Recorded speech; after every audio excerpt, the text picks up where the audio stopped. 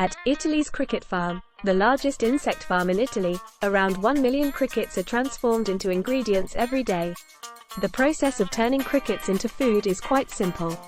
They are frozen, boiled, dried, and then ground into powder.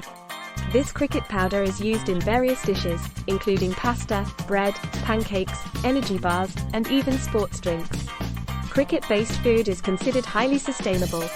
Producing 1 kilogram of cricket powder requires only about 12 liters of water, whereas producing the same amount of protein from cows would require thousands of liters of water.